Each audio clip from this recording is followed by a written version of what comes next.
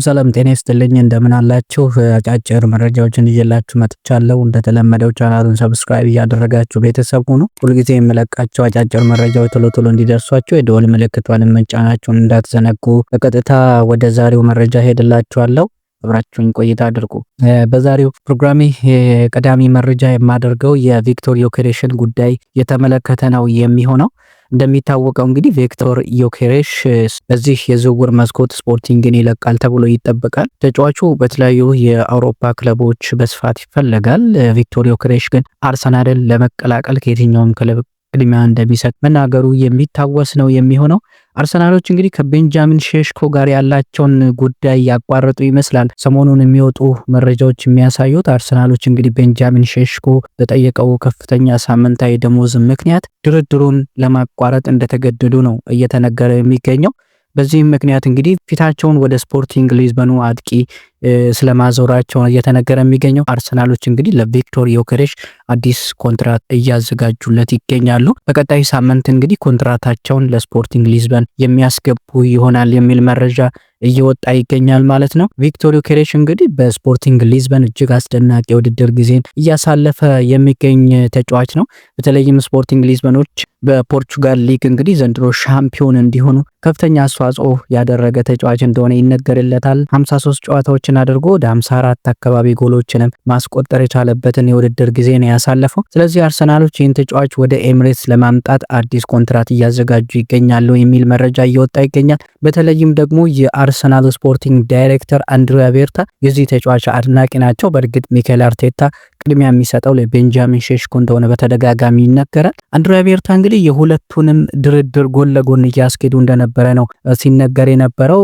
ሞሮፍ ወደ ቤንጃሚን ሼሽኮ ያደላ ድርድር ሲያደርጉ እንደነበረ ይታወቃል። ግን ደግሞ ጎን ለጎንም የቪክቶር ዮኬሬሽንም ጉዳይ ሲከታተሉ እንደነበረ ነው የተገለጸው። ስለዚህ እንግዲህ አርሰናል አሁን የቤንጃሚን ሼሽኮን ጉዳይ ለጊዜው ገታ አድርጎ ወደ ቪክቶር ዮኬሬሽ ፊታቸውን ስለማዞራቸው ነው የተነገረው። በቀጣይ ሳምንት እንግዲህ አዲስ ኮንትራት ወይም ደግሞ አዲስ የዝውውር ጥያቄ ለስፖርቲንግ ሊዝበን ያቀርባሉ ተብሎ ይጠበቃል። ሌላው እንግዲህ አርሰናል ከአጥቂ ስፍራ ተጫዋች በተጨማሪ ፐርፎርማንሱ ከፍ ያለ የግራ መስመር ተጫዋች ለማስፈረም ፍላጎት እንዳላቸው ይነገራል። በዚህም እንግዲህ የሪያል ማድሪዱ ሮድሪጎ የመጀመሪያ ምርጫቸው እንደሆነ ከዚህ በፊት ሲዘገብ መቆየቱ ይታወሳል። ሪያል ማድሪዶች ለዚህ ተጫዋች ምን ያህል እንደሚፈልጉ ሰሞኑን ይፋ አድርጓል። 90 ሚሊዮን ዩሮ አካባቢ ይፈልጋሉ። ይሄ ማለት እንግዲህ 77 ሚሊዮን ፓውንድ አካባቢ ነው ማለት ነው ለተጫዋቹ የሚፈልጉት። ይህንን ገንዘብ ይዞ ለሚመጣ ክለብ ሮድሪጎን አሳልፈው እንደሚሰጡ ነው እየተነገረ የሚገኘው። በተለይ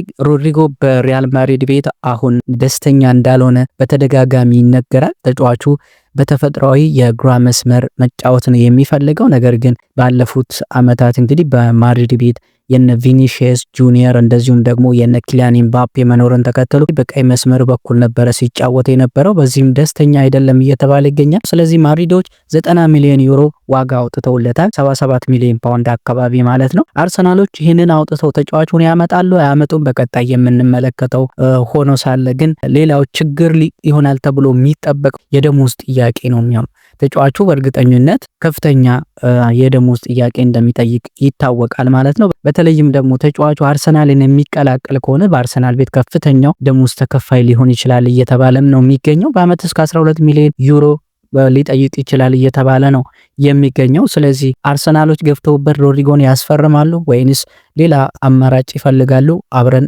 የምንመለከተው ነው የሚሆነው። ማድሪዶች 90 ሚሊዮን ዩሮ ለሮድሪጎ እንደሚፈልጉ ነው መረጃዎች እየወጡ የሚገኙት ማለት ነው። ሌላው በአርሰናል ራዳር ውስጥ የሚገኝ ተጫዋች ደግሞ የቼልሲው ኖኒ ማዱዌኬ ነው። ሰሞኑን እንግዲህ የኖኒ ማዱዌኬ ስም ከአርሰናል ጋር በስፋት እየተነሳ ይገኛል። ይሄ ተጫዋች እንግዲህ ቼልሲን ከተቀላቀለ ጊዜ አንስቶ ተጫዋቹ በቋሚ 11 ውስጥ አንዳንዴም ደግሞ ከቋሚ 11 ውጪ የሆነ ነበረ ሲጫወት የነበረው። በተለይም አሰልጣኝ ኤንዞ ማሬስካ ቼልሲን ከተረከቡ ጊዜ ወደዚህ ደግሞ ተጫዋቹ በቼልሲ ቤት ጥሩ እንቅስቃሴን እያሳየ ነው የሚገኘው። በባለፈው የውድድር ዓመት 11 ጎሎችንና 8 አሲስቶችን ማስመዝገብ ችሏል ኖኒ ማዱዌኬ ማለት ነው በቼልሲ ቤት። ቼልሲዎች ለተጫዋቹ 56 ሚሊዮን ፓውንድ ይፈልጋሉ እየተባለ ነው የሚገኘው። አርሰናል ግን ከዚህ ባነሰ ዋጋ ነው ተጫዋቹን ማስፈረም የሚፈልገው።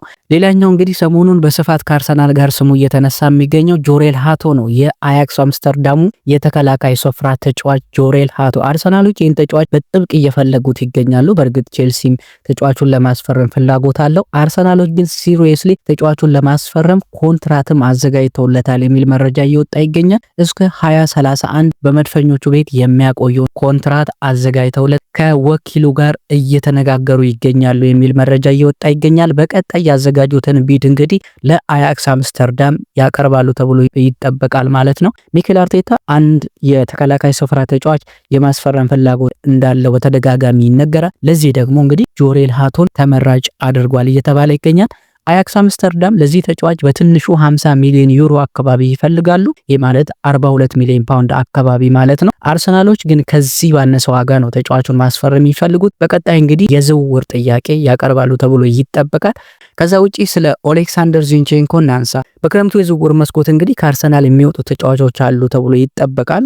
ለምሳሌ ጋብሪኤል ማርቲኔሊ ስም ከባየር ሙኒክ ጋር በስፋት ተነስቷል። ሰሞኑን ባየር ሙኒኮች ማርቲኔሊን ለማስፈረም ፍላጎት እንዳላቸው በስፋት እየተዘገበ ይገኛል። እንዳልኩት አርሰናሎች እስከ 50 ሚሊዮን ፓውንድ አካባቢ ለጋብሪኤል ማርቲኔሊ ካገኙ ተጫዋቹን ለመልቀቅ ፈቃደኛ ናቸው እየተባለ ይገኛል። ነገር ግን ባየር ሙኒኮች ያቀረቡትም ይፋዊ የዝውውር ጥያቄ የለም። ከዛ ውጪ ግን ኦሌክሳንደር ዚንቼንኮ በዚህ የዝውውር መስኮት አርሰናል ሊለቁ ከሚችሉ ተጫዋቾች ውስጥ አንዱ ነው ተብሎ ይጠበቃል። ተጫዋቹ እንግዲህ ከዚህ በፊት እንደተዘገበው በነ ኤሲ ሚላን ይህን ተጫዋች ይፈልጋሉ ተብሎ ሲዘገብ ነበረ። ኤሲ ሚላኖች ቲዮ ሄርናንዴዝን ለአትሌቲኮ ማድሪድ የሚሸጡ ከሆነ የቲዮ ሄርናንዴዝ ተተኪ አድርገው ደግሞ ኦሌክሳንደር ዚንቼንኮን ለማስፈረም ፍላጎት እንዳላቸው ነው የሚነገረው። አርሰናሎች ለዚንቼንኮ እስከ 12 ሚሊዮን ፓውንድ አካባቢ ይፈልጋሉ። ከኤሲ ሚላን በተጨማሪ የእንግሊዙ ክለብ ደግሞ ፉልሃም ዚንቼንኮን ለማስፈረም እንደዚህ ፍላጎት ካሳዩ ክለቦች ውስጥ አንዱ ሆኗል። ፉልሃም እንግዲህ ከዚህ ቀደም የተለያዩ አርሰናል ተጫዋቾችን ማስፈረም ችሏል። በባለፈው የዝውውር መስኮት ኤሚል ስሚዝሮውን ማስፈረማቸው ይታወሳል። እንደዚሁም ደግሞ ሪስ ኔልሰንን በውሰቱን ማስፈረማቸውም እንደዚሁ ይታወቃል። ምንም እንኳን ተጫዋቹ በጉዳት ምክንያት ፉልሃምን በሚፈለገው መጠን መጥቀም ባይችልም ማለት ነው። ዘንድሮ ደግሞ ኦሌክሳንደር ዚንቼንኮን ለማስፈረም ፍላጎት እንዳላቸው ነው እየተነገረ የሚገኘው። ፉልሃሞች ለኦሌክሳንደር ዚንቼንኮ 10 ሚሊዮን ፓውንድ ለመክፈል ፈቃደኛ እንደሆኑ ነው እየተነገረ የሚገኘው። ቅድም እንዳልኩት አርሰናል 12 ሚሊዮን ፓውንድ ነው የሚፈልገው። እነሱ 10 ሚሊዮን ፓውንድ ድረስ ከፍለው ተጫዋቹን ማስፈረም እንደሚፈልጉ ዘሰን ስፖርት በስፋት ዘግቧል ማለት ነው። ዚንቼንኮን በነገራችን ላይ በእንግሊዝ መቆየት ይፈልጋል። ስለዚህ ከኤሲ ሚላንም ከሌሎችም ክለቦች በተሻለ መልኩ ፉልሃሞች ኦሌክሳንደር ዚንቼንኮን ለማስፈረም ትልቅ እድል ይኖራቸዋል ተብሎ ነው የሚጠበቀው ማለት ነው። ለዛሬ ያስኩላችሁ አጫጭር መረጃዎች እነዚህን ይመስሉ ነበረ። ቻናሉን ሰብስክራይብ እያደረጋችሁ ቤተሰብ ሁኑ። በሌላ መረጃ እስከምንገናኝ ሰላማችሁ በያላችሁበት ይብዛ። ባይ ባይ።